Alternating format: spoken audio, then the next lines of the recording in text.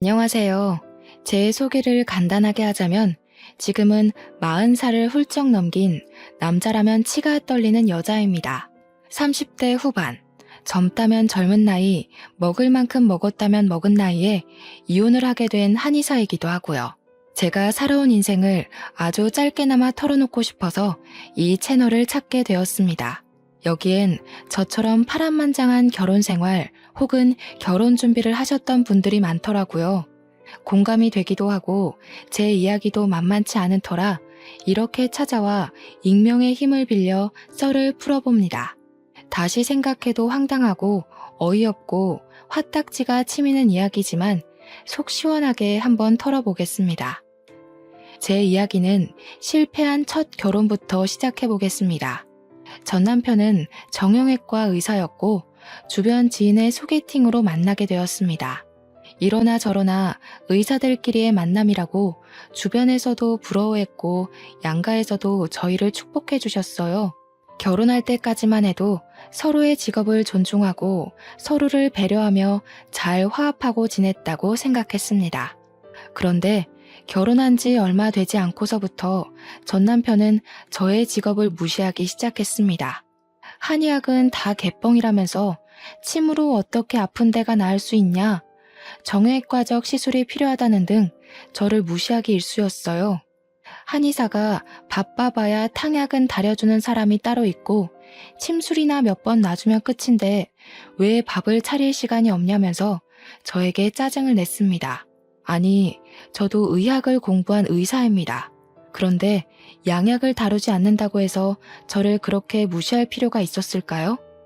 나중에는 저에게 한의원을 그만두고 집에서 본인 일을 내조하라고 하더군요. 개인 병원을 개원하고 싶은데 마땅한 자리가 없다며 장사가 잘 되고 있는 제 한의원 자리를 빼달라는 것이었습니다. 저도 나름 남편만큼이나 돈을 벌고 있었고 제 일에 자부심이 있었기 때문에 전 남편에게 절대로 그 요구를 들어줄 수 없다고 못 박았습니다. 게다가 그 자리가 부모님 아시는 분의 건물 자리였기 때문에 제가 한의원을 빼고 남편의 병원이 들어오면 부모님께서 면이 살지 않을 수도 있었고요. 제가 계속 버팅기니까 시댁에서도 저를 괴롭히기 시작한 거였죠. 예전에는 한의사 며느리라고 예뻐 죽겠다면서 용돈도 쥐어주시던 전 시모는 저에게 김장을 하러 오라고 강짜를 놓지를 않나 시부는 여자가 바깥일 해봐야 남편 기죽이는 일이라면서 당장 그만두라고 호통을 치곤 하셨습니다. 저는 제가 그 수모를 견뎌가며 전 남편과의 결혼 생활을 유지해야 할 필요를 느끼지 못했어요. 저만 해도 혼자 월 500만 원의 수입을 가지고 오는데 혼자 살면 넉넉하게 쓰고도 남을 돈 아니겠습니까? 단지 남편과의 2세 계획 때문에 돈을 모으고 무리해서 큰 평수로 이사를 갈 생각을 하고 있었기에 허리띠를 졸라맸을 뿐이었어요. 시댁 식구들은 저에게 한의학이라고 해봐야 풀 몇 개 다려놓고 돈 받아가는 거 아니냐면서 진정한 의사는 양약 의사라고 했습니다. 그러면서도 매 계절마다 한약을 공짜로 받아가고 저에게 공진단을 내놓으라고 협박을 하셨죠. 제가 돈 좀 벌고 바쁘다는 핑계로 사실은 남편과의 결혼 생활이 환멸나서이긴 했지만 아이를 가질 생각을 하지 않으니까 더욱더 압박이 들어왔습니다. 제가 남몰래 피임약을 복용하고 있었거든요. 결혼하고 나서부터 쭉 제 일도 그렇고 남편과 얼마나 더 살 수 있을지 기약이 없었기 때문에 나름 저를 보호하고자 하는 마음에서 시작한 피임이었어요. 그런데 그걸 시모가 알게 되었고 그때부터 저는 시댁에서 대역죄인 취급을 받아야만 했습니다. 시부는 저에게 가정에 충실하지 않고 바깥일 한답시고 싸돌아다니니까 애가 생기지 않는 거라며 저를 무시하셨어요. 전 남편과의 오해의 골은 점점 깊어지고 소리를 지르며 싸우는 날이 많아졌습니다. 제가 정말 전 남편 이야기를 하자면 밑도 끝도 없이 이야기를 할 수도 있어요. 저는 결국 결혼 6년 만에 두 손 두 발을 다 놓게 되었습니다. 제가 이혼하자고 울고불고 매달렸고 전 남편은 냉큼 도장을 찍어주었습니다. 그리고 6개월 만에 자기가 다니던 병원 간호사랑 재혼을 하더라고요.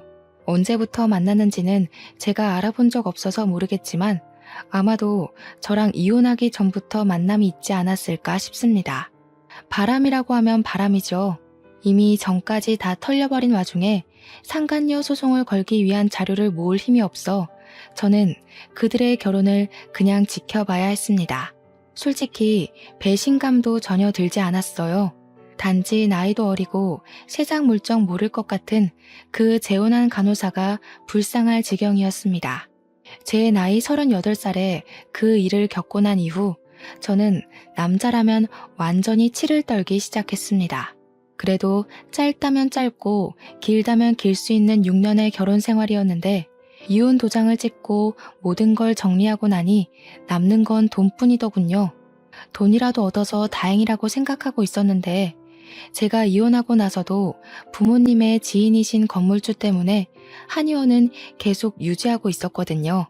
그 자리를 호시탐탐 탐내던 전 남편은 저를 그 자리에서 쫓아내고 싶었는지 틈만 나면 전 시댁 식구들이 한의원으로 들이닥쳤습니다.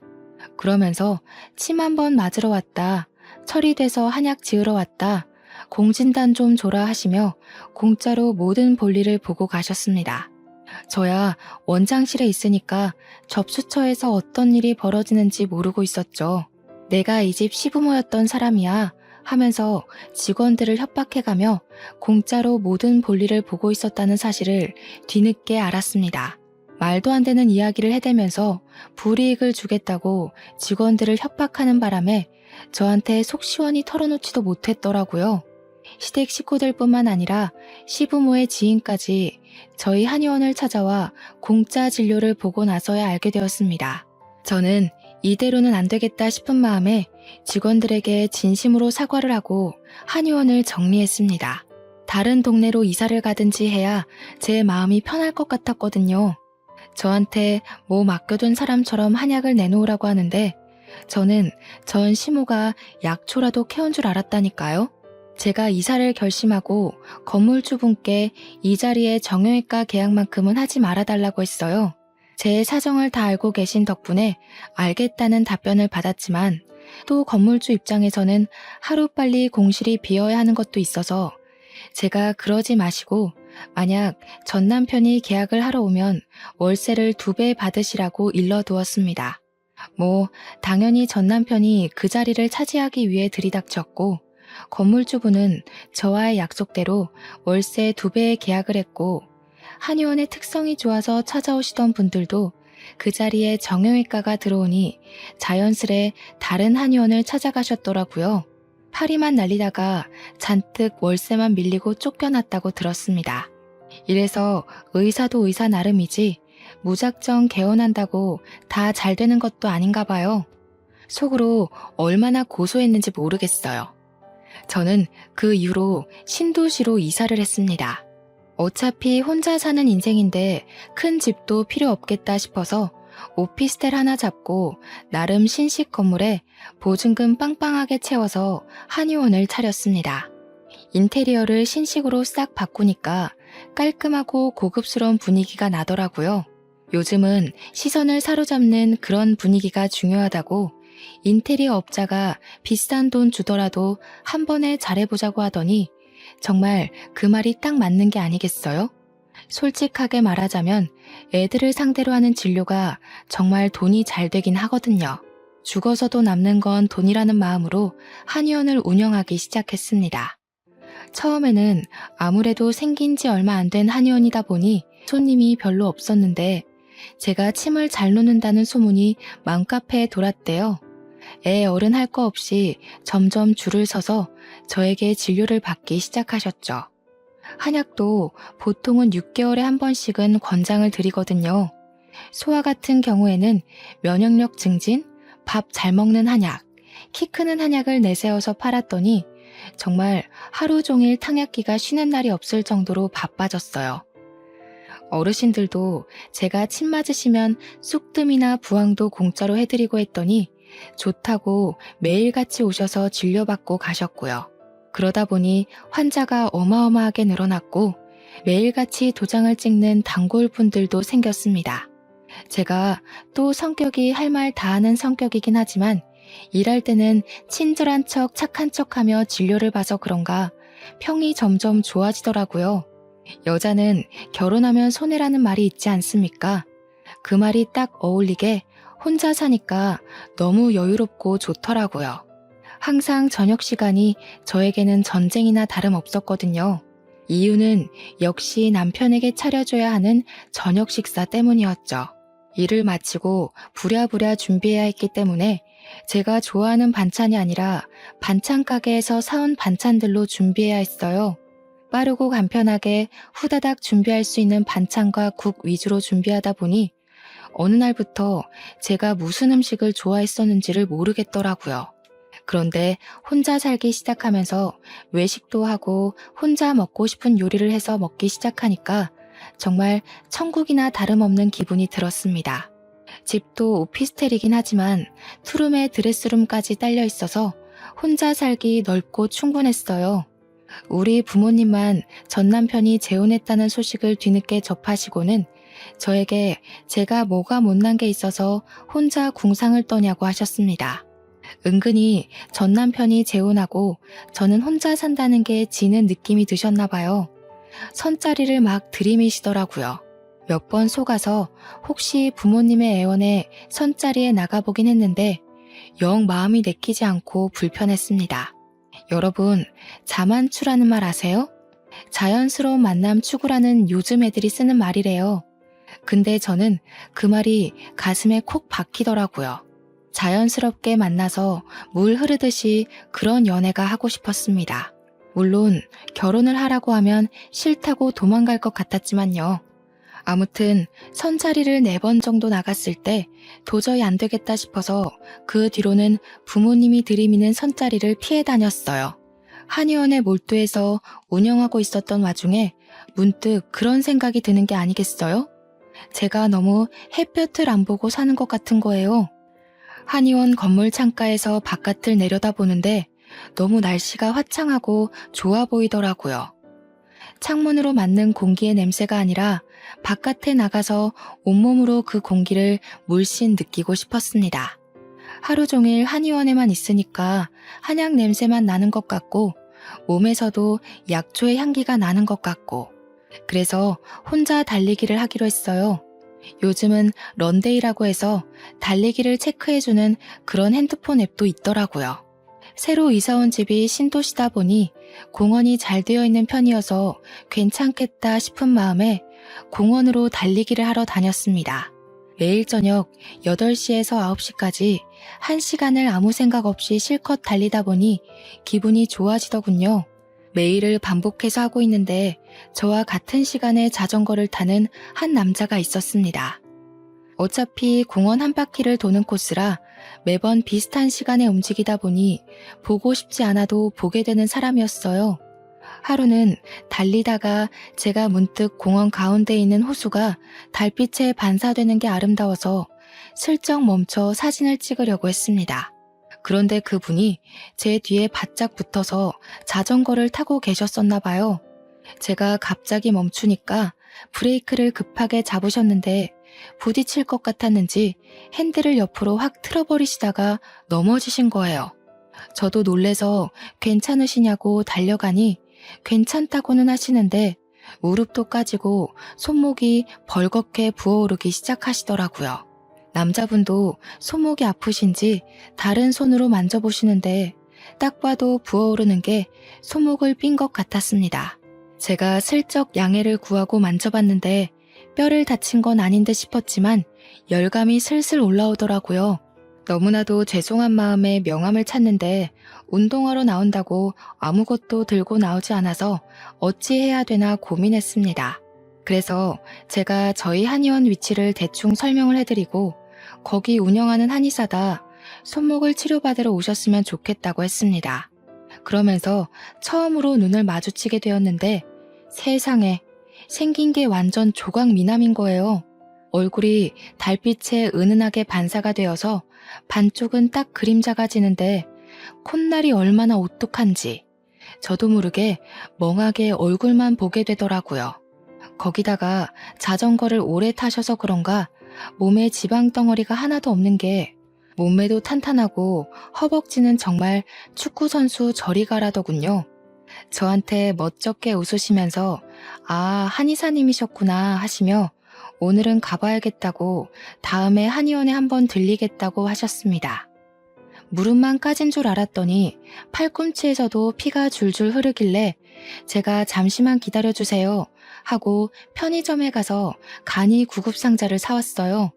팔 소독도 해드리고 무릎에도 약 발라드리고 밴드까지 꼼꼼하게 붙여서 죄송하다고 다시 한번 사과를 드렸습니다. 괜찮다고는 하시는데 제가 사진 찍겠다고 주책만 안 떨었어도 이런 일은 없었잖아요. 꼭 한의원에 들러주셨으면 좋겠다고 고개 숙여 인사하고는 집으로 돌아왔습니다. 그런데 그날 밤부터 출근해서까지도 내내 신경이 쓰이는 거예요. 그 잘생긴 얼굴과 탄탄한 몸까지 하나하나 너무 제 스타일이었어요. 이게 바로 자연스러운 만남 추구인가 싶기도 했고요. 근데 제 나이가 벌써 42인 상태였는데 기분은 저보다 연배가 조금 있어 보였거든요. 그 나이가 되도록 혼자일 리가 없잖아요. 애가 있어도 셋은 있겠다 싶었죠. 그래서 마음 한편으로는 괜히 김칫국 마셨다가 다시 뱉어내고 마셨다가 뱉어내고 하고 있었습니다. 마음을 비우고 내원하신 환자분들 진료를 보는데 그분이 딱 진료실로 들어오는 게 아니겠어요? 어색하게 침을 좀 맞을 수 있을까요? 하시면서 들어오는데 이게 무슨 일인가 싶었습니다. 물론 제가 꼭 와달라고 했지만 진짜 오실 줄은 몰랐거든요. 당장 해드리겠다고 하고 온열찜질에 쑥뜸에 해드릴 수 있는 처치는 다 해드렸어요. 진료를 보면서 환자 초진 차트를 보는데 저보다 4살 연상이시더라고요. 그때 딱 김이 팍 샜죠. 4살 차이는 궁합도 안 본다지만 제 나이가 벌써 42인데 저분은 대학생 아들이 있어도 이상하지 않을 나이였으니까요. 저는 친절한 한의사의 모습으로 환자분을 대했고 진료가 끝나고 얼마냐고 접수처에서 이야기를 하고 계시길래 제가 그냥 가시라고 했습니다. 이미 직원들에게도 다 이야기를 해뒀던 터라 부담 갖지 마시고 가시라 했더니 저보고 딱 그러시는 겁니다. 앞으로도 계속 와서 진료를 받고 싶으니까 정당한 값을 치르게 해달라고요. 한참을 저 때문에 다치셨으니 다 나을 때까지 공짜로 해드리겠다. 그분은 손목 나아도 계속 오고 싶으니 돈을 받아달라. 그런 싸움을 계속하다가 합의를 보았습니다. 10번만 공짜로 해드리겠다고요. 저한테 5번만 공짜로 받겠다고 끝까지 그러시는 거 10번 안 채우시면 안 된다고 못을 박았습니다. 그 뒤로 진짜 매일같이 와서 침 맞고 치료받고 하시는 거예요. 딱 10번 채우고 나서는 11번째부터 웃으면서 카드를 내미시는데 돈을 안 받을 수가 없겠더라고요. 저한테 한약도 짓고 싶다고 이야기를 하시길래 진맥을 짚어보았어요. 그러고는 이렇게 저렇게 하시면 좋겠다고 추천을 드리면서 은근히 저도 떠봤죠. 와이프분이나 자식들 한약은 안 지으세요? 하고요. 제가 생각해도 너무 똑똑한 질문이었다고 생각합니다. 그러니까 저한테 설핏 웃으면서 저 아직 미혼입니다 하시는 게 아니겠어요. 제 얼굴에서 진짜 밝은 웃음이 티가 났을지도 몰라요. 속으로 유레카를 외쳤거든요.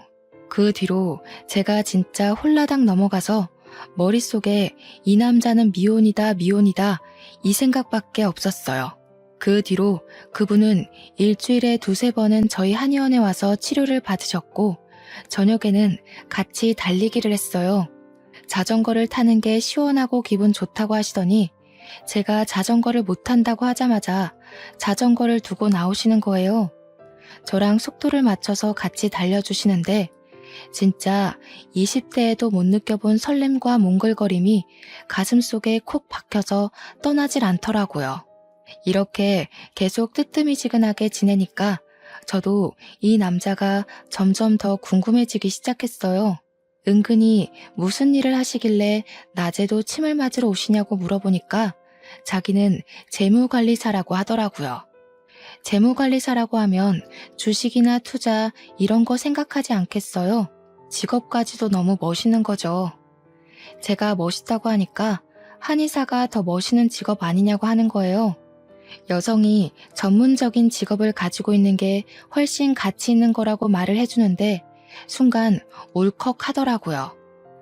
전 남편이 저를 얼마나 무시했었는지 막 그때 기억이 나면서 제 가치를 알아준다는 게 너무 행복했어요. 그래서 저도 모르게 제 전 남편이 이런 마인드였으면 참 좋았을 텐데 하고 말했습니다. 그랬더니 저한테 이혼을 하셨냐고 물어보더라고요. 숨길 것도 아니니 이혼했다고 이야기를 했죠. 몇 년 전에 했고 미련 있는 건 절대 아니라고 덧붙이니 저에게 안도의 한숨을 내쉬며 다행이래요. 기혼일까봐 조마조마했다고 하는 겁니다. 그게 무슨 소리일까 싶어서 왜 기혼일까봐 조마조마해요? 하니 저에게 다이렉트로 숨기지 않고 딱 이야기하더라고요. 제가 한의사님한테 관심이 있습니다. 이렇게요.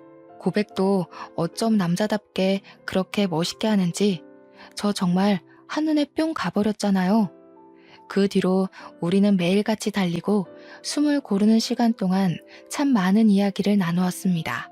학교는 어디를 나왔는지, 어느 동네에서 유년 시절을 보냈는지, 학창 시절을 어떻게 보냈는지 그런 이야기들요. 그분은 자기가 학창 시절에 공부를 안 해서 골칫덩어리를 맞고 있었다고 했어요. 그런데 좀 의구심이 들었죠. 재무관리사라면 똑똑해야 하는 거 아닌가 싶어서요. 그러니 그렇게 대단한 건 아니라고 겸손을 떨더라고요. 그러면서 자기는 아직 미혼이라고 했습니다. 저야 이미 환자 차트를 보고 있었지만 모르는 척하면서 이렇게 멋있고 잘났는데 왜 미혼이냐고 물어봤어요. 그랬더니 제 눈을 진하게 바라보면서 저를 만나기 위해 아직 미혼이었던 것 같다고 하는 거예요. 그날부터 저희는 정말 정식으로 사귀기로 했습니다. 근데 원래 사귀면 서로의 집도 오가고 집에서 데이트하면서 같이 밤도 새우고 하는 맛이 있어야 하지 않겠어요? 멀끔하게 생겼지만 집안이 개판이면 실망스러울 것 같기도 하고 아무래도 나이도 있고 재혼 각을 재다 보니 성향이 잘 맞는 사람을 만나고 싶었단 말이죠. 전 남편은 항상 양말을 뒤집어서 벗어두는 나쁜 놈이었거든요. 그래서 이번에는 미리미리 파악해서 그런 성향까지 잘 맞는 사람을 만나고 싶었습니다. 사귀기 시작한 지 얼마 안 돼서는 부담스러워서 집에 초대를 안 했나 싶었는데 시간이 지나도 집에 저를 초대하질 않더라고요. 그래서 제가 대놓고 이야기를 했습니다. 왜 집에 초대를 하지 않냐고 하니 상당히 당황해하면서 집에서 근무하는 시간이 많다 보니 자료들이 많아서 그런 거라고 이해해 달라고 했어요. 아무래도 개인정보가 어쩌고 저쩌고 하면서 변명을 하는데 생각해보니 재무관리사니까 그럴 수 있겠더라고요. 다른 사람의 재산과 개인정보를 가지고 투자를 대신해주는 거니까요. 오히려 이해 못한 사람이 된 기분이 들어서 제가 미안하다고 했습니다. 그러다 보니 우리 집에서 보통 데이트를 하고 같이 지내고 하게 되었어요. 그런데 약간 이상한 게 보통 집에서 데이트를 하고 하룻밤 자고 가라고 한 5번 이야기를 하면 그 중에 한 번 정도만 자고 가는 거예요. 집에 꿀단지라도 숨겨둔 거 아닌가 했는데 고객관리 차원에서 집에서 근무하는 일이 많으니까 이해를 좀 해달라고 하더라고요. 그게 주식이 해외 시장 같은 경우에는 새벽에 열리고 공인인증서가 필요해서 어쩔 수 없대요. 잘 모르는 분야이기 때문에 제가 이해할 수밖에 없었어요. 그렇게 나이 40을 훌쩍 넘기고 데이트다운 데이트를 해보기 시작했습니다. 전 남편과는 소개팅으로 만난 사이지만 거의 선짜리나 다름없었기 때문에 서로의 조건만 보고 서둘러서 결혼을 했거든요. 지금 남자친구와는 SNS에서 맛집을 검색해서 찾아가고 TV에 나오는 맛집 여행기를 보면서 같이 먹으러 다니고 그랬어요. 데이트 명소라는 여의도 벚꽃놀이도 처음으로 가봤고요. 양평 두물머리에 핫도그가 유명한 거 아시나요? 거기서 핫도그를 먹으며 노을 지는 강을 딱 둘러보는데 너무 좋더라고요. 안면도에서 칼국수를 먹으며 밤바다 구경하면서 맥주도 한 캔 하고 정말 너무나도 행복했어요. 그렇게 행복한 마음이 지속되니까 어느 날부터는 이 사람이랑 평생을 함께하고 싶다는 생각이 머릿속을 지배하더라고요. 이 사람의 손을 꼭 잡고 있는 날이면 그 시간이 멈췄으면 좋겠다 싶을 정도로 사랑의 온기가 느껴졌습니다. 시간이 흐를수록 저의 마음은 깊어지는데 이상하게도 저에게 프로포즈를 할 생각이 없는 것 같더라고요. 그래서 제가 먼저 용기를 내서 프로포즈를 했습니다. 남자만 프로포즈 하라는 법은 없잖아요. 제가 프로포즈를 하니까 조금 당황해하는 듯 하더니 한숨을 깊게 내쉬고는 저에게 시간을 줄 수 있냐고 했습니다. 저는 무슨 일인가 싶었어요. 하지만 제대로 정확한 이야기는 해주지 않고 정리할 게 조금 있다고 기다려달라고 했습니다. 저는 인내심을 가지고 기다렸어요. 하지만 한 달이 흘러도 저에게 이렇다 저렇다 말이 없는 거예요. 그래서 제가 다시 한번 물어봤죠. 무슨 일이길래 기다려달라는 말 이후에 아무런 말이 없냐고요. 혹시라도 제가 싫어진 건 아닌지 그런 의중을 정확하게 알고 싶었습니다. 그랬더니 그제야 솔직하게 이야기를 하더군요. 사실은 예비 신랑네 부모님께서 좀 힘들게 살고 계신다고 했습니다. 저는 약간 의문이었죠. 제가 한의사로 돈 많이 벌고 있는데 그게 무슨 상관일까 싶었습니다. 그래서 매달 얼마씩 드려야 하냐고 물어보니 매달 80만 원씩 드리고 있대요. 그거야 뭐 둘이 벌어서 충분히 드릴 수 있는 금액 아닌가 싶었고 또 예비 신랑 직업이 재무관리사인데 월 80만 원이 부담되어서 저와의 결혼을 미뤘다는 게 이해하기 어렵긴 했어요. 그래서 저는 그런 문제는 별거 아니다. 결혼 준비하자고 이야기를 했습니다. 우리 집에 먼저 인사를 드리러 갔으면 좋겠다고 이야기를 하니까 또 한숨을 쉬면서 할 이야기가 남았다는 거예요. 이번에는 또 무슨 소리를 할지 걱정도 좀 되고 그래서 솔직히 다 털어놔 보라고 이야기했어요. 숨기려고 숨긴 건 아니었다고 하면서 머뭇대는데 자기가 사실은 허울 좋은 재무관리사지 사실은 보험팔이나 다름없다는 겁니다. 저 완전 머리가 띵해지는 거예요. 물론 보험 설계사를 비하하는 건 아니지만 재무관리사랑 보험 설계사는 완전히 다른 직종이잖아요. 그래서 제가 그거는 작정하고 속인 게 아니냐고 했더니 요즘은 보험팔이도 뭐 재테크의 일종이라고 하면서 재무관리사라고 이야기를 한다는 겁니다. 말도 안 되는 궤변이라는 생각이 들면서도 이 사람이 나에게 잘 보이고 싶어서 이런 거짓말을 했구나 하는 생각이 들었어요. 한마디로 콩깍지가 제대로 쓰여서 눈 가리고 아웅한 셈이죠. 보험을 파느라 돈을 많이 못 벌어서 매달 부모님께 드리는 80만 원이 부담이 될 수도 있었구나 싶었습니다. 근데 제가 사는 집만 해도 둘이 살기 어렵지 않기도 하고 그래서 예비 신랑의 집을 정리하고 시댁 살림에 보태라고 하면 되지 않을까 싶었어요. 예비 신랑에게도 제 생각을 이야기하니 쉽지 않은 일이라며 조금 더 고민을 해보겠다고 했습니다. 그래서 저희 집은 일단 넘어가고 시댁부터 인사를 드리러 가기로 했단 말이에요. 여기가 부모님 사는 집이라고 저를 데리고 들어갔는데 진짜 이곳에서 사람이 살 수 있나 싶었습니다. 키키한 냄새는 물론이고 곰팡이가 가득 피어있는 벽지를 보는 순간 여기서 밥이 넘어가겠나 싶었습니다. 외관도 정말 낡은 빌라이긴 했지만 집 안이 더 문제였어요. 정말 바퀴벌레가 득식을 할 것 같은 느낌 아시나요? 그런데 예비 시부모님의 눈빛 또한 저를 보는데 약간 불편해하시는 느낌이 들었습니다. 그래도 아들이랑 결혼하겠다고 찾아온 여자인데 저에게 끝까지 존대를 하시면서 불편해한다는 느낌을 팍팍 주셨어요. 제가 편하게 해달라고 부탁을 드렸는데도 아니에요 아가씨 하면서 예비 며느리라는 칭호도 붙이지 않으시더라고요. 일단 앉아서 편히 쉬라고 하는데 앉아있기도 뭐한 장판에 쭈그리고 멍 때리고 있었습니다.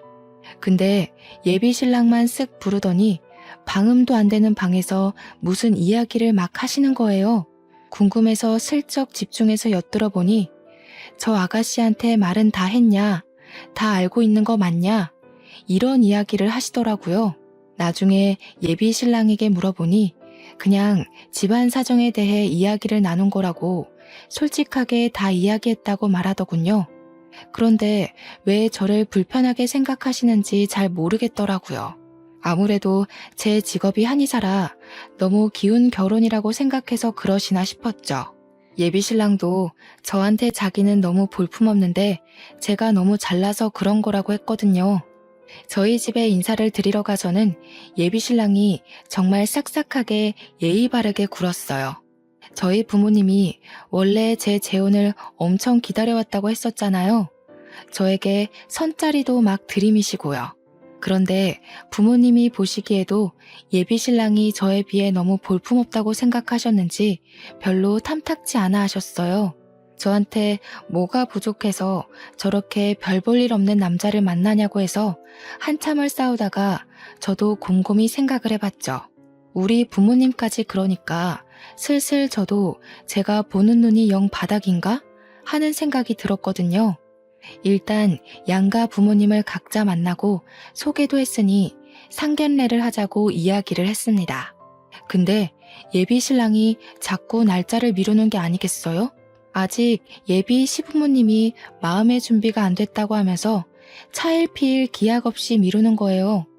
인사까지 다 드린 마당에 준비가 안 됐다는 게 무슨 소리냐고 저도 점점 예비 신랑과 다투는 날이 많아졌어요. 그러니 예비 신랑도 자기를 믿고 조금만 기다려 달라면서 제가 너무 부담스럽다고 하셨다는 겁니다. 그런데 그때까지도 웃긴 사실이 뭔지 아세요? 정작 저는 예비 신랑이 혼자 살고 있는 집에 가본 적이 없었다는 겁니다. 저도 속으로 완전히 결단을 내렸습니다. 더는 미뤄서는 안 될 일이라고 생각을 했고 서로의 생활 습관을 정확하게 알아야 한다고 생각했죠. 전 남편과의 한 번 실패가 있었기 때문에 2번 실패하고 싶지 않았어요. 자꾸 저한테 숨기려고만 하니까 도대체 집안 꼬락서니가 어떻길래 방문을 못하게 하나 싶었고요. 그래서 안 된다는 걸 알지만 제 환자 진료 차트에 나와 있는 집 주소를 확인했습니다. 불시에 방문했는데 설마 집 앞에서 내쫓진 않겠지 싶어서 말이죠. 그게 제 인생의 가장 중요한 전환점이 될 거라고는 그때까지 생각도 못했네요. 정보에 써져 있는 집으로 찾아가서 다짜고짜 벨을 눌렀습니다. 평소에 예비 신랑이 보험을 계약할 일이 없으면 집에 있다는 걸 미리 듣고 알고 있었기에 용기를 낸 거죠. 불시에 딱 찾아가서 벨을 눌렀는데 누구세요? 하면서 현관문을 열고 나오는 사람이 젊은 남자인 거예요. 저는 너무나도 당황했죠. 설마 진료 차트에 있는 주소까지 속인 건가 싶었거든요. 도대체 어떤 삶을 살기에 처음부터 끝까지 거짓으로 저를 대할 수 있는 건가 순간 만감이 교차했어요. 혹시 나를 사랑한다고 했던 그 모든 것이 거짓이었나? 하는 생각도 들고요. 끽해봐야 대학생 정도로 보이는 남자한테 저는 살짝 떨리는 목소리를 가다듬고 물어봤어요. 여기가 김진성 씨 집 아닌가요? 하고 물어보니 저한테 맞는데 누구세요? 이러는 거예요. 맞는다고 하니까 더 혼란스러운 거 있죠. 그래서 김진성 씨는요? 하고 예비 신랑을 찾았습니다. 조카랑 살고 있는 건가 싶어서 이야기를 들어봐야겠다 생각했어요. 그런데 갑자기 그 대학생 정도로 보이는 남자애가 아빠 손님 왔는데 이리 와봐 하는 게 아니겠어요. 저는 정말 입을 떡 벌리고 아무 말도 할 수가 없었습니다. 순간 머리에 진짜 망치를 맞은 듯한 기분이었습니다. 대학생으로 보이는 아들이 존재한다니. 저한테 분명히 미혼이라고 했고 그동안 아들의 존재나 결혼을 했었다는 이야기를 한 적이 없었거든요. 이게 다 무슨 일인가 싶어서 멍하니 집을 바라보는데 사각 팬티 바람으로 누군데? 하고 나오는 남자가 제 예비 신랑인 거예요. 눈을 여러 번 비비고 봐도 제 예비 신랑이었습니다. 저도 놀라고 예비 신랑도 놀라고 아빠라고 부른 남자애는 뭐야? 하고 보고 있고 예비 신랑이 야, 문 닫아 하고 소리를 치는데 제가 발로 문을 턱 막았습니다. 그러자 문을 닫으려던 예비 신랑의 아들이 놀래서 저를 쳐다보더라고요. 저는 문을 못 닫게 막고는 그 앞에서 배신감에 가득 찬 얼굴로 버티고 서 있었어요. 그러니까 글쎄 웬 여자가 집에서 슬쩍 나오더니 누구세요? 이러는 거 아니겠어요? 그 꼴을 보고 저는 확신이 들었죠. 부인이구나 싶었습니다. 남자애는 모르겠다고 아빠 손님인 것 같은데 그러고 있고요. 저는 성격이 할 말 다 하는 성격이라고 했잖아요. 그 꼴을 보는 순간 결혼이고 나발이고 아무 생각도 들지 않았어요. 그냥 그 집안으로 쑥 들어가 버렸습니다. 웬 여자가 갑자기 집으로 들어오니 사정을 알고 있는 예비 신랑만 혼비백산이 되고 와이프로 보이는 여자와 아들인 남자는 저를 미친년 보듯 보더군요. 그날을 다시 생각해도 너무 어이가 없고 황당하고 진짜 열이 받네요. 아무튼 다짜고짜 들어가서 이야기들 좀 하시죠 하니까 다들 어리둥절해 하는데 예비신랑, 아니 그 미친놈만 벌벌 떨더라고요. 그래서 제가 거기서 당당하게 말했습니다. 제가 저 남자랑 결혼을 약속한 사이거든요. 물론 와이프가 있다는 이야기도 다 큰 아들이 있다는 이야기도 못 들었습니다. 혹시 저랑 결혼하기로 했다는 이야기를 들은 적 있나요? 그러니까 아들도 와이프도 전부 기겁을 하면서 미친 거 아니야? 누가 미친 거야? 전현이 미친 거야? 네가 미친 거야? 난리가 나더라고요. 머리가 지끈거리면서 아파지는데 저도 이대로 당하고만 있을 수 없잖아요. 확실하게 끝을 내더라도 저를 속인 저놈이 벌은 받고 끝나야 하지 않겠어요? 저도 몰랐어요. 저한테는 미혼이라고 했거든요. 저랑 여행도 잘 다니고 저희 집에서 자주 밤을 새웠기 때문에 꿈에도 생각 못했습니다. 거기다가 제가 저 미친 인간네 부모님까지 만나 뵙고 인사를 드렸거든요. 거기서도 저에게 유부남이라는 이야기는 하지 않았습니다. 제가 정확하게 이야기를 하니까 와이프라는 사람은 분노에 벌벌 떨고 아들이라는 사람은 경멸의 눈초리로 저와 예비신랑을 쳐다보더군요. 저도 진짜 그 자리에서 정신력으로 버텼지 아니었으면 기절을 했을지도 모르겠네요. 그제야 이야기를 와이프가 풀어두는데 알고 보니 혼인신고는 하지 않은 사실혼 관계라고 하더군요. 저도 어이가 없어서 사실혼에 애까지 두고 사냐고 그게 뭐냐고 물어보니까 여자가 자기네 나라에서는 그렇게 산다는 게 아니겠어요? 자세히 보니까 조금 이국적으로 생긴 것 같길래 어디 나라에서 왔냐고 물으니 프랑스 혼혈이라고 하더군요. 프랑스에서는 혼인신고 같은 거 안 하고 사실혼을 다 인정한대요. 알고 보니 예비 신랑이 프랑스에 배낭여행을 갔을 때 첫눈에 반한 여자를 보쌈하듯 데리고 온 거라고 했어요. 두 번째 만남에 뱃속에 이미 새 생명을 잉태해버려서 한국으로 데리고 온 거라고 하더군요. 아무래도 친정이 프랑스라서 아들이랑 같이 왔다 갔다 하는 사이에 바람을 피운 것 같다고 했습니다. 시부모도 자기가 프랑스 혼혈이라서 싫어했다면서 자기가 다다음 주에 프랑스로 잠시 또 떠나 있는데 그동안 일을 진행하려고 한 것 같대요. 저한테 측은한 얼굴을 하며 똥 밟으셨네요 하는데 이 여자도 평범한 여자는 아니구나 싶었습니다.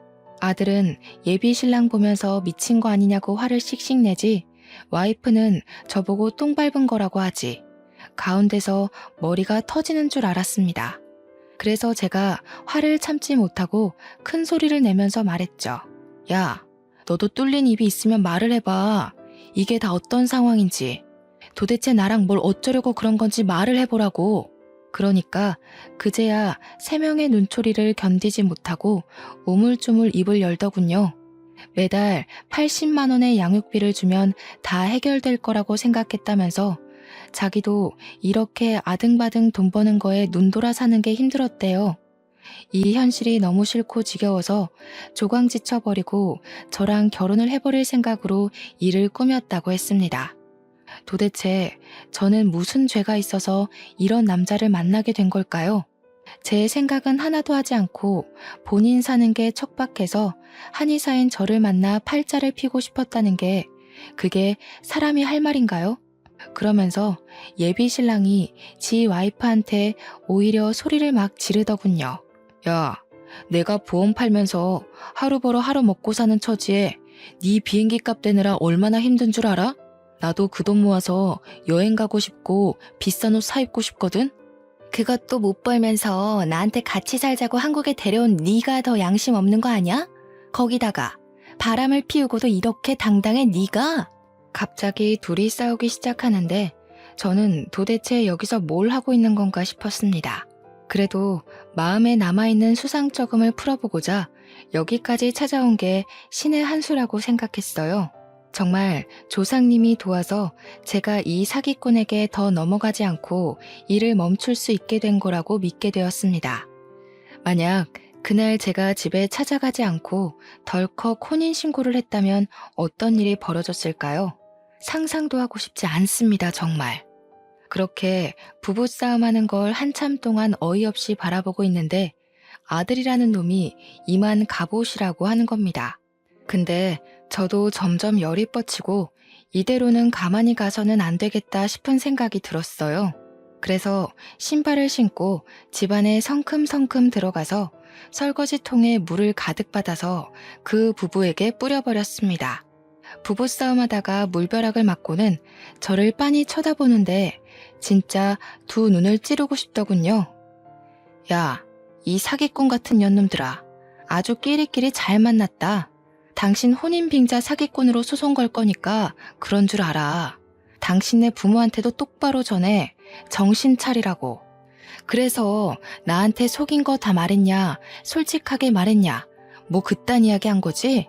그러니까 꿀먹은 벙어리가 돼서 눈알만 굴리더군요. 내 눈앞에 두 번 다시는 띄지 마라. 너 내가 아주 걷지도 못하게 만들어버릴 거니까.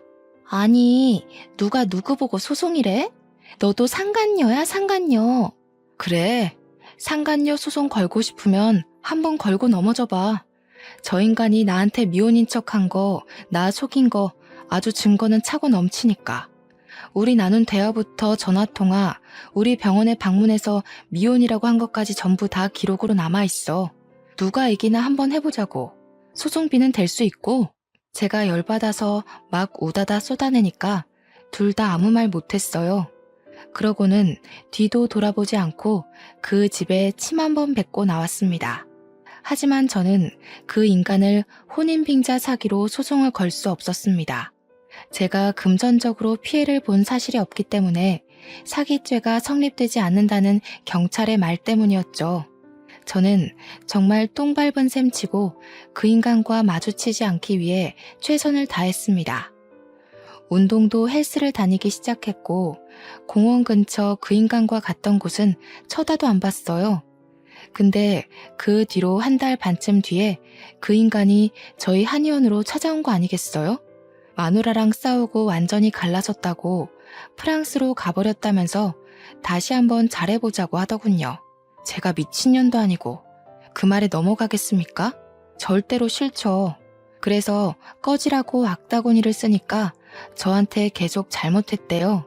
말로는 안 통할 것 같아서 탕약기에서 우리고 있던 한약재 찌꺼기를 그 인간에게 부어버렸습니다.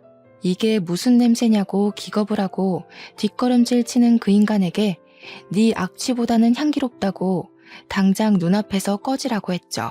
그 뒤로 두 번 더 찾아왔을 때는 경찰에 영업방해로 신고해서 쫓아냈고요. 지금은 경찰이 무서워서인지 다른 여자를 찾은 건지 모르겠지만 잠잠합니다. 하지만 언제 다시 찾아올지 모른다는 불안함도 있고 집도 알기 때문에 저는 다시 이사 준비를 하고 있어요. 한의원도 다른 동네로 이사가고 집도 알아보고 있고요. 여러분, 세상에는 정말 미친놈들이 많은 것 같습니다. 제가 아무리 조심한다고 해도 작정하고 속이는 놈들이 많아서 걱정이 되네요. 여러분들은 현명하게 저 같은 일 겪지 마시고 사람 만날 때 꼼꼼하게 살펴보시기 바랄게요. 저는 이쯤에서 글을 마무리하도록 하겠습니다. 감사합니다.